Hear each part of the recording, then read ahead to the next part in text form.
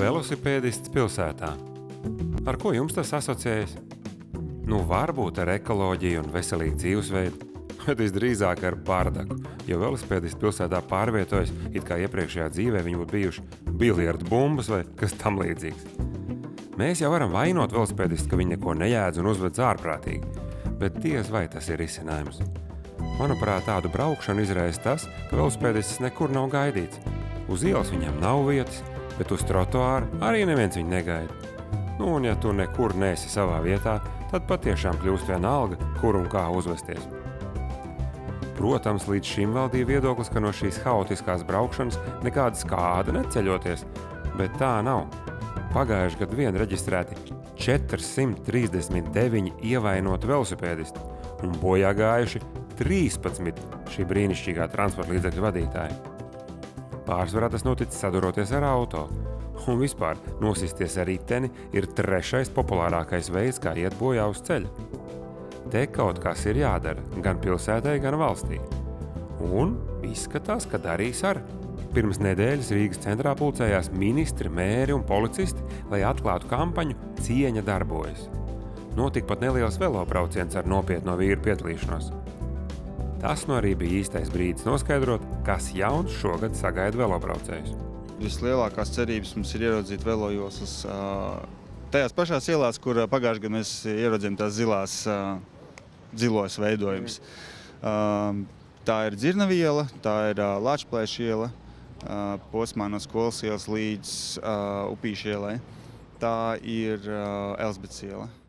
Nu redz, paši velobraucēji kaut ko risina un lēnām iekaro sev vietu vismaz uz dažām ielām. Savukārt autobraucējiem sevišķi pilsētas centrā jāsāk atslābt un beigt dusmoties, jo velosipēdisti te ir un būs. Bet mašīnām tie būs jāņem vērā un centrā jābrauc lēnāk. Un pat jāsaspiežas vienā joslā, lai pietiktu vietas arī velo.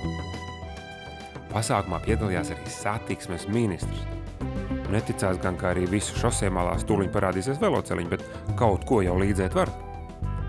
Parasti jau velosipēdiem runā tikai pilsētas mērogā. Ko tu vari teikt satiksmes ministrijas un valsts mērogā? Nu, tas nav tikai pilsētas jautājums. Protams, arī ārpus pilsētām velosipēdu satiksme ir diezgan svarīga. It sevišķi tur, kur nav regulārs transports, sabiedriskais, tur bērniem ir jātiek uz skolu un tā tālāk. Un ļoti būtiski ir, lai tā infrastruktūra gan pilsētā, gan arī ārpus pilsētas būtu droši velosipēdistiem, un lai šie velosipēdisti būtu pamanāmi, un lai viņi pēc iespējas drošāk varētu un pēc iespējas plašāk pārvietoties. Šobrīd tā kā pilsēta sola visādas jaunievedumus un arhitekti ir pieslēgušies, vai kaut kas tāds pats ir ar ceļiem valstī paredzēts? Nu, skatīsimies noteikti ar konkrētām pašvaldībām, jo tāpēc, kad pārsvarā jau šīs skolas ir pašvaldībās, un ja pašvaldībām būs interesi, mēs esam ļoti atvērti sadarboties, lai arī citās pašvaldībās taptu šādi projekti.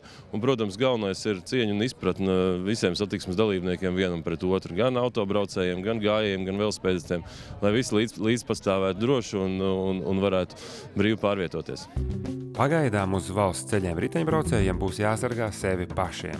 Un, lai viņi neatslāptu, varu pabaidīt, ka uzmanīties ir vērts.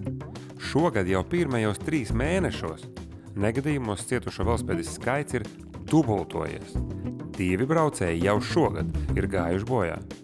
Tām par pamatu ir gan neuzmanība, gan savstarpējās cieņas trūkums starp dažādu transporta vadītājiem. Nu, par cieņu arī stāsts jaunajos satiksmes drošības akcijas videoklipos.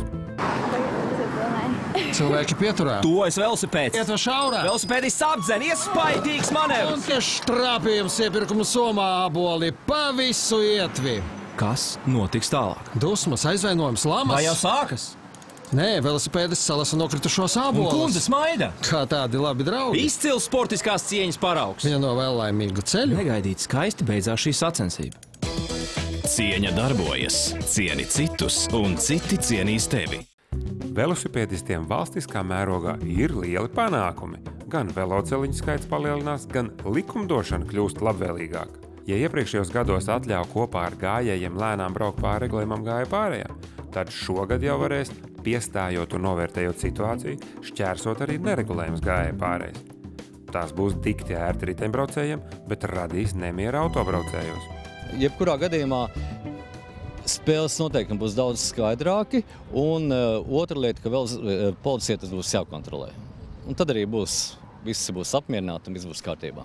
Bet vai tiešām tu vari apsolīt, ka policija kādu arī apturēs un sodīs, ja viņš būs tā pārlaizis pārtai pārējais piestājas? Nu, protams, jautājums, vai tajā brīdī policists tur būs blakus, bet jebkurā gadījumā, ja policists šādu pārkāpumu redzēs, skaidrs, ka viņam ir jārēģē. Viss atkarīgs no konkrētiem apstākļiem. Nu, lūk, kāda velo vasara mūs sagaida. Autovadītājiem novēlu Dalai Lamas mieru, redzot velospēdistu manevrus, un spēju novērtēt, ka katrs riteņbraucējs samazina sastrēgumu par vienu mašīnu. Bet velobraucējiem novēlu sapratni, ka velo nav nekāda izziņa par nepieskaitāmību. Velo vienkārši ir taupīga pārvietošanās vidēji īsās distancēs.